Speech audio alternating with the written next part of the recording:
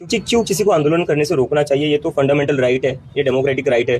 तो ऐसे ऑर्डर्स तो मतलब कहीं ना कहीं दिखाते हैं की आपको लोगों से डर लग रहा है। सर अभिनंदन करायला आले होते आणि सर सांगत होते की किती चांगल्या प्रकारे या देशाच्या जेनझीनी हे आंदोलन केले आणि हे आंदोलन कुठं ना कुठं चालू असताना आमच्यावर आरोप लागले होते की देशविरोधी लोक आहे, हे लोक देशात काय म्हणतात त्याला अनार्की पसरवतील, अराजकता पसरवतील आणि हे लोक देशावर प्रेम करणारे नाहीये, देशविरोधी नारे लागतात, हे लागतात। पण मला वाटते आज त्या सगळ्यांचं प्रश्नाचं उत्तर भेटलेलं आहे। महात्मा गांधींचा परिवार आज आमच्या सोबत आहे। ज्या महात्मा गांधींचा फोटो लावून आम्ही आंदोलन केलं, ज्यांच्या विचारावर आम्ही आंदोलन केलं, आज त्यांचा परिवार आमच्या सोबत आहे। याच्यापेक्षा मोठी अभिमानाची बात आमच्यासाठी तर काहीच नाहीये आणि आमच्यासाठी आमच्या देशभक्तीचे सगळ्यात मोठं सर्टिफिकेट आज इथे। ज्या लोकांनी गांधींना मारलं ते लोक काही वर्षांपासून गांधींचा विचारही मारायला बघत होते।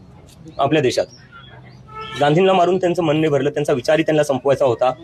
पण या आंदोलनातून आम्ही सांगून दिले की गांधींचे विचार कधी मरणार नाही, महात्मा गांधी कधी मरणार नाहीत।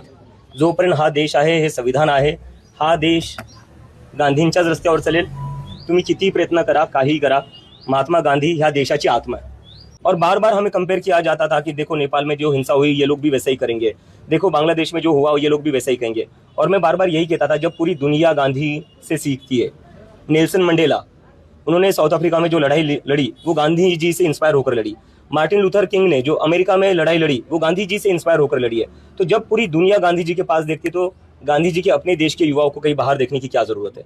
ऑफकोर्स आम्हाला त्यांची साथ लागेलच आणि आमच्यासाठी याच्यापेक्षा मोठी गर्वाची काही गोष्ट नसते। तमिलनाडु के जो मुख्यमंत्री हैं उन्होंने डीसी के ऑर्डर दिया था कि शिक्षा विभाग हो गया, स्कूल विभाग हो गया, पुलिस हो गए, ऑफिशियली जो है जो कॉकरोच जनता पार्टी को सपोर्ट कर रहे हैं उन्हें रोकने के लिए उन्होंने ऑर्डर दिया था, लेकिन आज उन्होंने उस ऑर्डर को पीछे लिया है। किस तरीके से देखते हैं?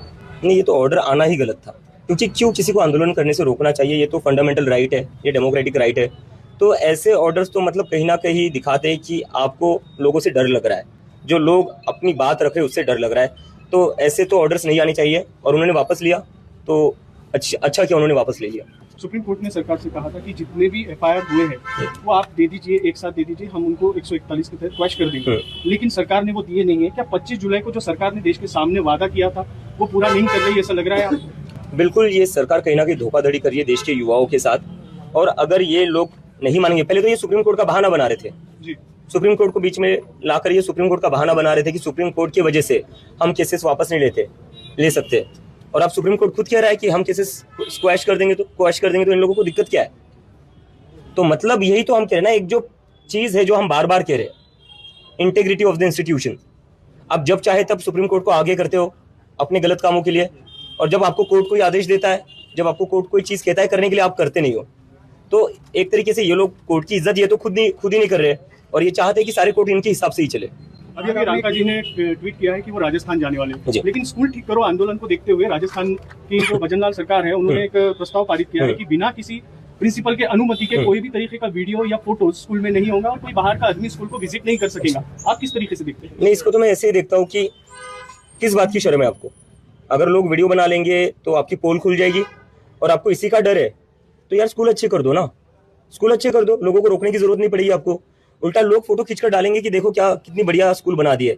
और ये जो मेंटालिटी है ना कि क्राइम को रोकने के लिए क्राइम छुपा दो, ऐसे नहीं होता है। मतलब ये तो वही बात हो गई, कोई आता है मर्डर करके चला जाता है, अब मर्डरर को पकड़ने की जगह क्या करते हो आप, डेड बॉडी छुपा देते हो। तो ये मेंटालिटी ठीक नहीं है। अगर आप चाहते हो कि आपकी बदनामी ना हो तो स्कूल ठीक कर दो। इस तरह के ऑर्डर लाने से क्या होगा? अब्दुल के आज जारी किया है जो पीएम फंड है उसके ऊपर क्या नहीं, वो तो मैंने वीडियो में ही कहा था कि 8,500 करोड़ पीएम केयर्स में पड़े हुए हैं, और उसके ऊपर पीएम गवर्नमेंट ने करा क्या, एफडी डाल दी है। ये एफडी क्या रिटायरमेंट के लिए बचा कर रखनी है? यहाँ पर हमारे देश के बच्चे रो रहे हैं कि हमारे स्कूल के लिए अच्छी सड़क कर दो, क्लासेस में बेंचेस लगा दो, पीने का पानी दे दो स्कूल में। एक तरफ बच्चे रो रहे हैं, और जब मैंने पूछा, अभी मैं पिछले कुछ दिनों से गाँव के स्कूल देख रहा हूँ, तो एक बात पता चल रही है कि फंड्स नहीं मिल रहे। तो एक तरफ हमारे देश के बच्चे रो रहे हैं अच्छी फैसिलिटीज के लिए फंड्स ना होने के कारण, और दूसरी तरफ पीएम केयर्स में 8,500 करोड़ पड़े हुए हैं जिसका कोई इस्तेमाल ही नहीं कर रहा है। तो किस चीज के लिए रोक कर रखे? ये क्या पोस्ट रिटायरमेंट के लिए रोक कर रखे? इस्तेमाल करिए उनका। अब्दुल के पिताजी का जो है बीजेपी के कार्यकर्ताओं की ओर से मारा गया, इस तरीके का आरोप अब्दुल लगा रहे हैं, लेकिन वहीं पे अब्दुल आरोप नहीं लगा रहे। जो लोग पकड़े गए उनमें बीजेपी के लोग हैं, अब्दुल का आरोप नहीं है। पुलिस ने जिन लोगों को पकड़ा है, पुलिस ने कहा है वो बीजेपी के लोग हैं। लेकिन पश्चिम बंगाल के मुख्यमंत्री सुरेंद्र अधिकारी कह रहे हैं कि बीजेपी का एक भी आदमी उसमें शामिल नहीं है। रिपोर्ट्स में तो दिखाया गया है, उसमें बीजेपी के लोग हैं, आप पढ़िए। और शुभेंदु अधिकारी क्या कह रहे हैं कि बीजेपी के लोग नहीं है, तो मर्डर ठीक है, मर्डर हुआ कैसे? आप मुख्यमंत्री है, लॉ एंड ऑर्डर की सिचुएशन क्या आपके स्टेट में? आप इसी पर तो चुनाव लड़कर आए थे ना कि बंगाल में हालत बहुत खराब है लॉ एंड ऑर्डर की, तो आपने क्या बदल लिया? आपके तो अपने ही लोगों की हत्या कर रहे हैं। और ये हेट क्राइम है, ये हेट क्राइम है।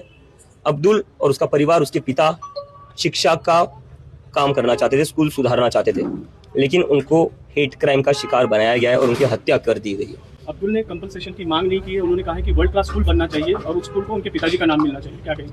इससे दिखाता है कि अब्दुल को उनके पिता से किस तरीके की परवरिश मिली है। मुझे नहीं लगता अब्दुल और उनके पिता से बड़ा देशभक्त मैंने देखा होगा या मैंने किसी से बात की होगी, क्योंकि जब मैं भी अब्दुल से बात कर रहा था और जब मेरा वीडियो कॉल हुआ, मैंने उससे पूछा कि तुम कैसे हो, माँ कैसी है, और कहीं ना कहीं मैं थोड़ा टूट गया इमोशनली और मेरे पास शब्द नहीं थे बोलने के लिए। तो अब्दुल ने जो चीज़ मेरे से कही कि भैया टूटना नहीं है, आप हिम्मत मत हारिए।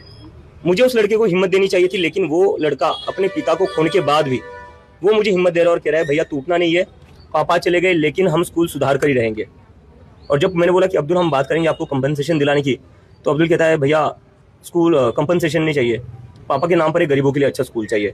इससे बड़ा देशभक्त मुझे नहीं लगता कोई हो सकता। आपने जो प्रोटेस्ट करवाया था जंतर मंतर पे, उसमें आज किरण रिजिजू ने उसके ऊपर कहा है कि इस प्रोटेस्ट में ना तो किसी की टांग टूटी है, ना तो किसी की जान गई है, ना किसी पे एक लाठी चली है। बिला वजह लोग जो है दिल्ली पुलिस को गालियां दे रहे हैं, सरकार को बदनाम कर रहे हैं। उन्होंने सरकार की तारीफ करना चाहिए कि इतने अच्छी तरीके से प्रोटेस्ट को उन्होंने किया है। नहीं, मुझे लगता है ये लोग इतने ज्यादा खून के प्यासे हैं ना, तो ये शायद वेट कर रहे थे कि जब किसी का खून होगा तभी इनको लगेगा कि नहीं यार अब कुछ हुआ है।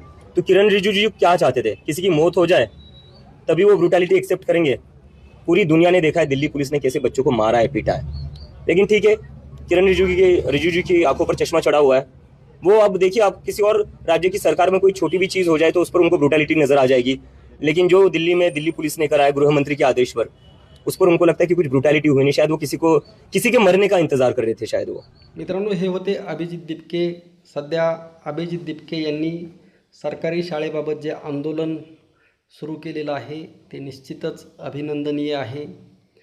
ही एक आता लोक चळवळ बनणं गरजेचं आहे आणि सर्वांनी एक गोष्ट लक्षात घेणं गरजेचं आहे की सर्वांनी आपल्या मुलांना सरकारी शाळेमध्ये घालणं गरजेचं आहे आणि सरकारवर दबाव टाकून मग तो मुलगा सरपंचाचा असेल, ग्रामसेवकचा असेल, तलाठ्याचा असेल, शिक्षकाचा असेल, कलेक्टरचा असेल, आमदाराचा असेल, मंत्र्याचा असेल, मुख्यमंत्र्याचा असेल, सरकारी अधिकाऱ्याचा असेल, खाजगी अधिकाऱ्याचा असेल, प्रत्येकाच्या मुलाला ॲडमिशन हे सरकारी शाळेतच ठेवणं कंपल्सरी केलं तर ॲटोमॅटिक या सरकारी शाळा सुधारल्याशिवाय राहणार नाहीत आणि उद्या भविष्यात या मुलांना सरकारी नोकरीसुद्धा सरकारला द्यावी लागेल आणि ती उपलब्धसुद्धा राहील.